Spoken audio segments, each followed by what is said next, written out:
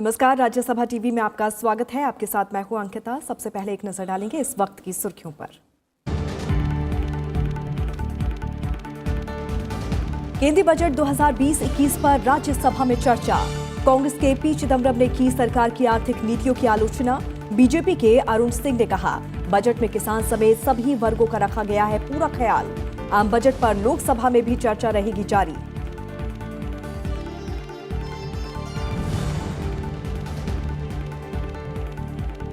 Corona virus संक्रमण से बचने के लिए भारत में किए जा रहे हैं सभी जरूरी उपाय। लोकसभा में केंद्रीय स्वास्थ्य मंत्री डॉक्टर हर्षवर्धन का बयान। कहा, सरकार की हालात पर पूरी नजर। आयुर्वेद शिक्षण और अनुसंधान संस्थान विधेयक 2020 पेश।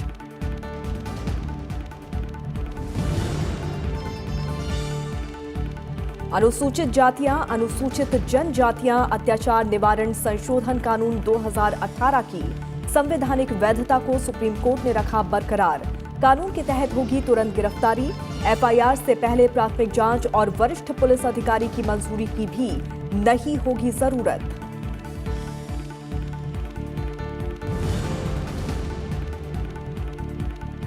शाहीन बाग प्रदर्शन के खिलाफ दायर याचिका पर सुप्रीम कोर्ट का केंद्र, दिल्ली सरकार और दिल्ली पुलिस को नोटिस। कहा, प्रदर्शन के लिए बंद नहीं कर सकते सार्वजनिक सड़कें। 17 फरवरी को होगी अगली सुनवाई।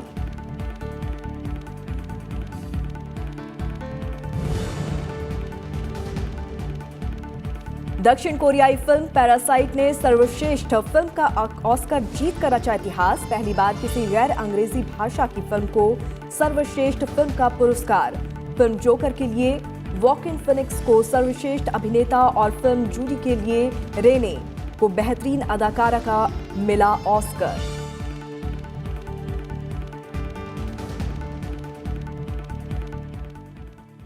राज्यसभा में आज आम बजट 2020-21 पर चर्चा की शुरुआत हुई। चर्चा की शुरुआत करते हुए कांग्रेस नेता और पूर्व वित्त मंत्री पी चिदम्बरम ने जीएसटी की संरचना, रेट और प्रक्रिया को गलत बताया। उन्होंने कहा कि सरकार को खुले मन से इस पर चर्चा करना चाहिए। पी चिदम्बरम ने कहा कि सरकार कहती है कि अगले तिमाही में नतीजे बेहतर होंगे, लेकिन पिछले 1.5 साल की बात करें तो विकास दर लगातार गिर रही है।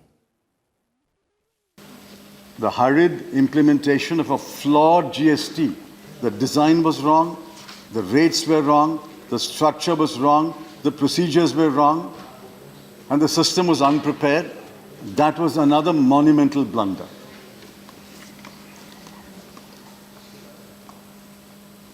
But that is in the past. At least in the future, when we point out mistakes of this government must have an open mind to debate it with us, and if it is a mistake, admit yes, perhaps we have made a mistake. The second problem with this government is it's living in denial. और आम budget 2020-21 पर चर्चा में भाग लेते हुए BJP सांसद अरुण सिंह ने कहा कि बजट में 2,83,000 करोड़ रुपए का प्रावधान किया गया है। साथ ही किसानों की आमदनी दोगुना करने और उत्पादन को बढ़ाने के लिए भी उपाय किए गए हैं। किसान के लिए ऐतिहासिक रूप से उस सेक्टर में 2,83,000 करोड़ रुपए का प्रावधान इस बजट में रखा गया, जो ये ऐतिहासिक है। इसके साथ साथ किसानों की आमदनी दोगुनी कैसी हो।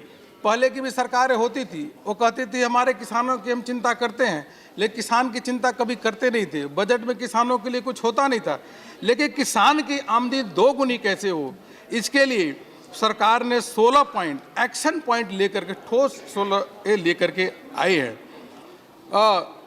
किसानों के उत्पादन में वृद्धि है।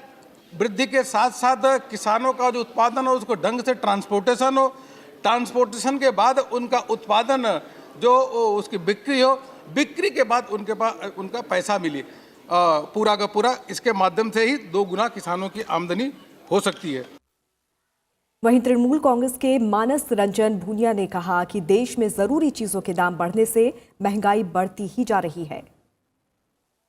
Increase to 10% in November 2019 as compared to 7.9% in October 2019, mainly due to increase in inflation of cereals, milk, products, oils, fats, vegetable, pulses, spices, sugar, and confectionery. These material are being used to all household in India, may it be in the village, may it be in the urban area. This is the situation. दूसरी ओर AIADM के सांसद ए नवीन कृष्णन ने कहा कि केंद्र सरकार ने गरीबों के कल्याण के लिए कई काम किए हैं। खास तौर पर बैंक खाता खुलवाकर सरकार ने गरीबों को उनका हक दिलवाया। Now, my humble submission would be the aspirational India. Now, our Honorable Prime Minister has created the awareness among all the citizens of India regarding the Indian economy. That is a greatest achievement. This Jan Dhan Yojana, the bank account opening process, that has empowered the poor, illiterate Indians. They now came to understand that one must have a banking account, then only they can get the benefits, they can prosper. That is, in the economic terms, that is called financial inclusion. I think the creating awareness is real empowerment, economic empowerment of Indian citizens. केंद्रीय budget 2020-21 पर लोकसभा में चर्चा आज भी जारी रहेगी और 7 जनवरी को गतिरोध की वजह से सदन में इस पर आगे की चर्चा नहीं हो पाई थी। कांग्रेस के मनीष तिवारी ने 6 जनवरी को लोकसभा में आम बजट पर चर्चा की शुरुआत की थी। उन्होंने पूछा कि क्या सार्वजनिक क्षेत्र की कंपनियों का शेयर बेचना सरकार के लिए उचित है। उन्होंने कहा कि इन सार्वजनिक क्षेत्र की कंपनियों के चलते ही भारतीय अर्थव्यवस्था काफी मजबूत है। उसी दिन चर्चा में हिस्सा लेते हुए बीजेपी के जयंत सिन्हा ने बजट का समर्थन करते हुए कहा कि इसमें किसानों, छात्रों, महिलाओं और आदिवासियों सहित सभी के लिए कुछ न कुछ है। चर्चा में कई और दलों के सांसदों ने हिस्सा लिया, लेकिन चर्चा पूरी नहीं हो पाई और ये आज भी जारी रहेगी।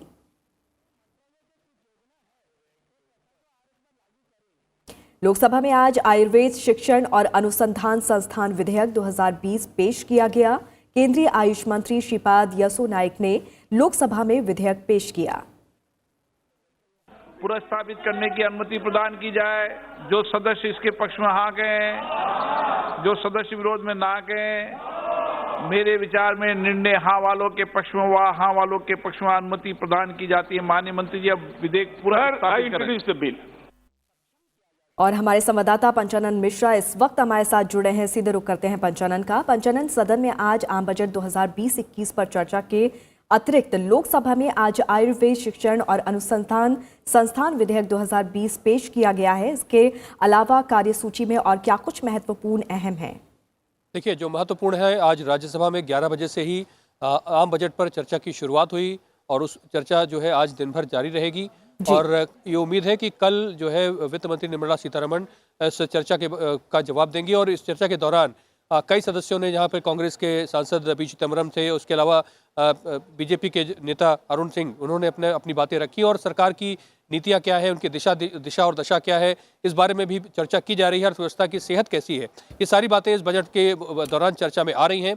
और अब इस दौरान जब लंच के बाद, भोजनावकाश के बाद जब कार्रवाई शुरू होगी तो इस बात की उम्मीद है कि जो प्रमोशन में आरक्षण का मुद्दा है उस पर सरकार अपना जवाब पेश करे।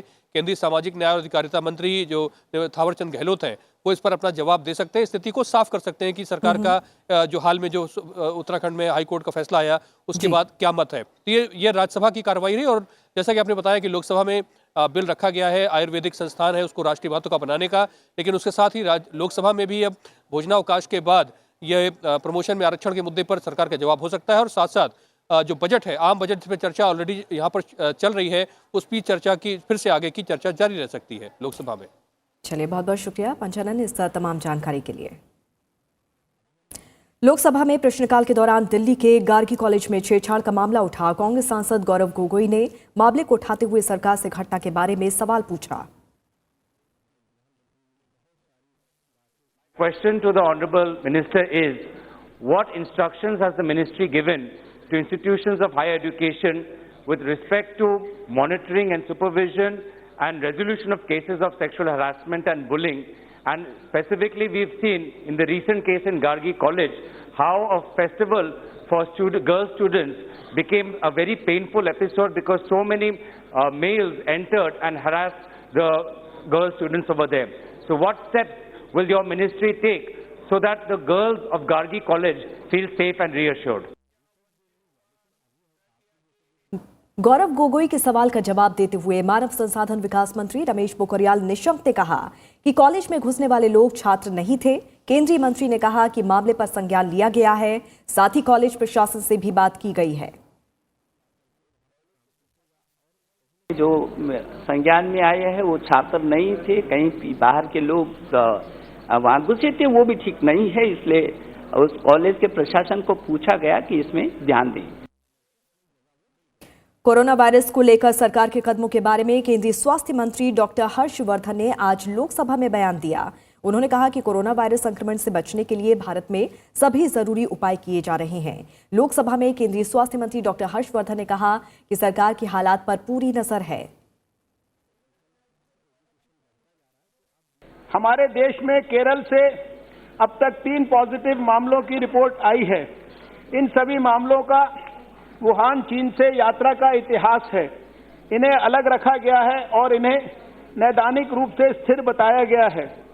इस महामारी की बढ़ती हुई घटना को देखते हुए न केवल स्वास्थ्य क्षेत्र द्वारा बल्कि सभी सरकारी क्षेत्रों द्वारा ठोस प्रयास किए जाने की आवश्यकता है। इस रोग को फैलने से रोकने और सीमित रखने हेतु भारत सरकार ने अनेक कार्य प्रारंभ किए हैं। मैं स्थिति की प्रतिदिन समीक्षा कर रहा हूं। स्थिति पर निगरानी रखने के लिए मेरी अध्यक्षता में एक मंत्री समूह का गठन किया गया है, जिसमें विदेश मंत्री, नागर विमानन मंत्री एवं गृह राज्य मंत्री, नौवहन राज्य मंत्री और स्वास्थ्य तथा परिवार कल्याण राज्य मंत्री शामिल हैं। भारत सरकार ने भारत में नोवल कोरोना वायरस संक्रमण के फैलने के खतरे के नियंत्रण के लिए कई अन्य उपाय भी किए हैं। चीन में कोरोना वायरस का कहर जारी है और इससे होने वाली मौतों का सिलसिला थमने का नाम नहीं ले रहा है। चीन में इस वायरस से अब तक 908 लोगों की मौत हो चुकी है।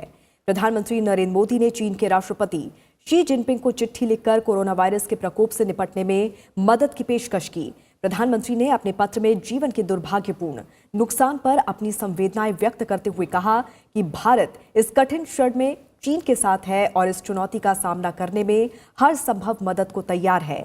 साथ ही उन्होंने हुबेई प्रांत से करीब 650 भारतीयों की निकासी में मदद के लिए भी चीन का आभार जताया है। भारत में चीन के राजदूत ने कोरोना वायरस से जूझ रहे चीन के साथ एकजुटता दिखाने के लिए प्रधानमंत्री नरेंद्र मोदी का आभार व्यक्त किया है। साथ ही उन्होंने मित्रतापूर्ण संदेश और भारतीय सरकार की मदद की पेशकश की सराहना भी की है। कोरोना वायरस से चीन बुरी तरह से जूझ रहा है।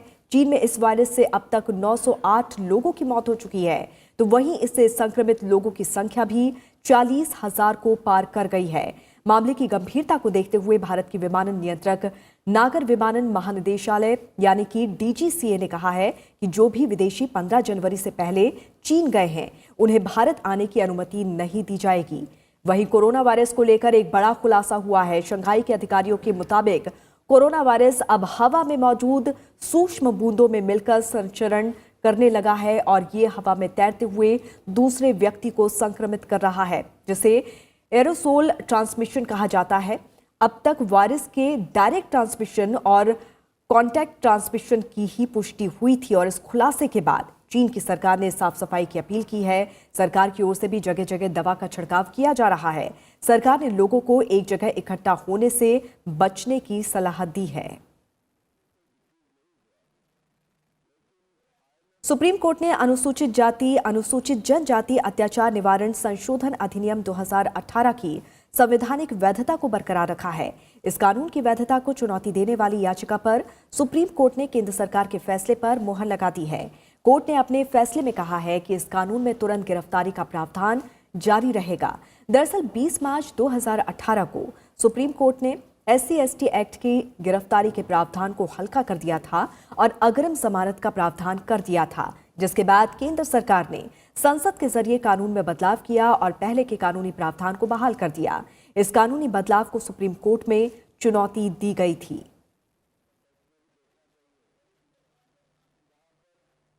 नागरिकता संशोधन कानून और नेशनल रजिस्टर फॉर सिटीजन के खिलाफ पिछले करीब 2 महीने से जारी शाहीन बाग में प्रदर्शन पर सुप्रीम कोर्ट में सुनवाई हुई। सुप्रीम कोर्ट ने सीधे तौर पर प्रदर्शनकारियों को हटाने का आदेश देने से इनकार कर दिया है। हालांकि सुप्रीम कोर्ट का कहना है कि अनंत काल के लिए किसी सार्वजनिक रास्ते को बंद नहीं किया जा सकता है। कोर्ट ने केंद्र सरकार, दिल्ली सरकार और दिल्ली पुलिस को नोटिस भेज इस मामले में 1 सप्ताह के भीतर जवाब देने को कहा है। सुप्रीम कोर्ट में अब इस मामले की अगली सुनवाई 17 फरवरी को होगी। सुप्रीम कोर्ट सबरीमाला मामले में 17 फरवरी से रोजाना सुनवाई करेगा। इस मामले में सुनवाई के दौरान जजों ने कहा कि 5 जजों की बेंच कानूनी सवालों को बड़े बेंच के पास भेज सकती है। प्रधान न्यायाधीश S.A. बोबड़े की अगुवाई वाली पीठ ने संविधान के तहत धार्मिक स्वतंत्रता और आस्था संबंधी मामलों पर 7 सवाल तैयार किए, जिनकी सुनवाई 9 न्यायाधीशों की संवैधानिक पीठ करेगी। पीठ ने कहा कि 9 न्यायाधीशों की पीठ संविधान के अनुच्छेद 25 के तहत धार्मिक स्वतंत्रता के अधिकार और विभिन्न धार्मिक संप्रदायों के अधिकार के साथ इसके परस्पर प्रभाव और संबंध के मामले पर सुनवाई करेगी। 13 जनवरी 2020 को सुप्रीम कोर्ट ने केरल के सबरीमाला मंदिर समेत धार्मिक स्थलों पर और विभिन्न धर्मों में महिलाओं के खिलाफ भेदभाव संबंधी याचिकाओं पर सुनवाई शुरू की थी।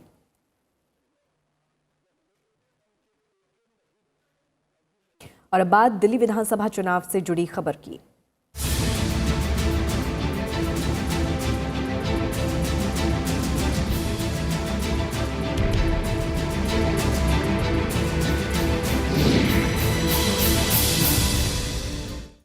दिल्ली विधानसभा चुनाव संपन्न होने के बाद अब परिणाम की तैयारी शुरू हो गई है। कल सुबह 8 बजे से शुरू होने वाली मतगणना के लिए चुनाव आयोग ने पूरी तैयारी कर ली है। दिल्ली में 21 जगहों पर कड़ी सुरक्षा के बीच वोटों की गिनती की जाएगी। मतगणना केंद्र और आसपास के इलाके को छावनी में तब्दील कर दिया गया है, तो वहीं आने जाने वाले लोगों पर कड़ी नजर भी रखी जा रही है। बगैर वैध दस्तावेज और किसी को भी मतगणना केंद्र में प्रवेश नहीं दिया जा रहा है।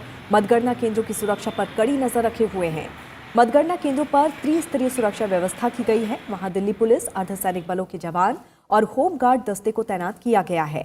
मुख्य निर्वाचन अधिकारी के मुताबिक इसके लिए लोग सीईओ कार्यालय की वेबसाइट पर जाकर प्रत्येक राउंड की मतगणना की जानकारी हासिल कर सकेंगे, तो वहीं ऐप के माध्यम से भी मतगणना की रियल टाइम जानकारी मिल सकेगी।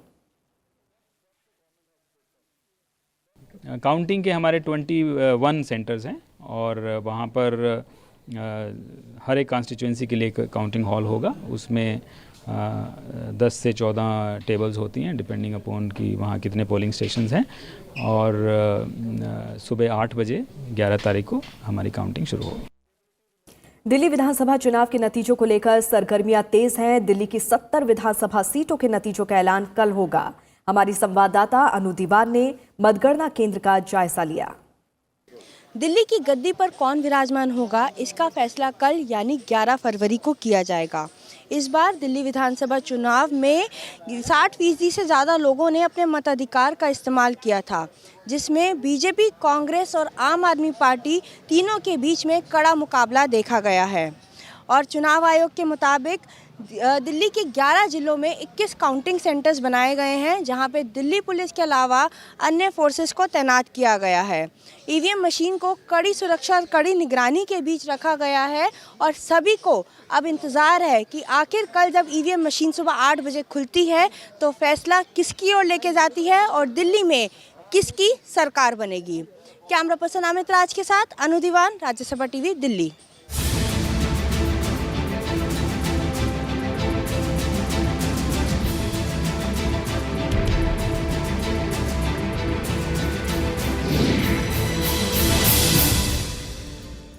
वित्त मंत्री निर्मला सीतारमण ने कहा कि सरकार प्रधानमंत्री की न्यू इंडिया की परिकल्पना को साकार करने के लिए उद्योग जगत सहित सभी संबद्ध पक्षों का सहयोग हासिल करना जारी रखेगी। कोलकाता में कल व्यापार और उद्योग जगत के प्रतिनिधियों के साथ बजट 2020 पर चर्चा करते हुए उन्होंने कहा कि सरकार की भूमिका प्रौद्योगिकी की सुविधाएं उपलब्ध कराने की होगी। उन्होंने कहा कि उद्यमिता और डिजिटल इंडिया क्षेत्र में पहले से न्यू इंडिया की परिकल्पना साकार हो सकेगी। वित्त मंत्री ने कहा कि सरकार कारोबारी सुगमता के साथ साथ कारगर प्रशासन की दिशा में भी प्रयास करना जारी रखेगी। I think we've laid the foundation for increasing consumption, ensuring that capex and government's investment will go towards spending on building of assets such as in infrastructure, which is sure to have a cascading effect both in the short term and in the long term. And with that, the virtuous cycle of triggering the economy to perform and move forward will be happening is the basis on which majority of government expenditure is going towards infrastructure construction. Looking at aspirational districts and making sure that infrastructure related to health, hospitals and so on are created there. At the block level, making sure that we are able to have storage for grains and having better access for the farmers. In order to address any kind of rural distress, 16 focus action points have been announced. So I expect all this to lead towards building a $5 trillion economy. वित्त मंत्री निर्मला सीतारमण ने रविवार को कहा कि केंद्र सरकार ने देश को 2024-25 तक 5,000 अरब डॉलर की अर्थव्यवस्था बनाने के लिए बजट में उपभोग बढ़ाने की जमीन तैयार करने के साथ साथ ढांचागत सुविधाओं के विकास में सरकारी निवेश की सुनिश्चित व्यवस्था की है। वित्त मंत्री ने माल एवं सेवा कर प्रणाली में दरों के स्थायित्व की आवश्यकता पर भी बल दिया। दरों में हर 3 महीने के बजाय साल में केवल एक बार संशोधन किए जाने की वकालत की। Prime Minister Modi is looking at building a new India, India which really gives space for the spirit of entrepreneurship which has been ingrained in our society, especially when Prime Minister's New India wants to benefit from the technologies available, wants to use technology more as an objective interface between what is otherwise delivered by the government and what is otherwise performed by the businesses. In other words, for government to be a facilitator, today we have the advantage of technology. Faceless appeal,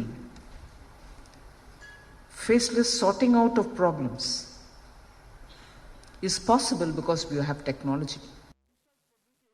संयुक्त राष्ट्र पर्यावरण कार्यक्रम के तहत जंगली जानवरों की प्रवासी प्रजातियों के संरक्षण के लिए 13वें सम्मेलन का आयोजन गुजरात के गांधीनगर में किया जाएगा। 15 से 22 फरवरी के बीच होने वाले इस सम्मेलन में 130 देश शामिल होंगे।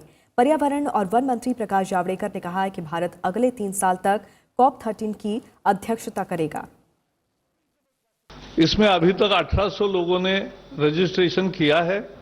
600 लोग भारत से बाहर से आएंगे और इसमें जो थीम है वो अतिथि देवो भव के पर निर्भर है।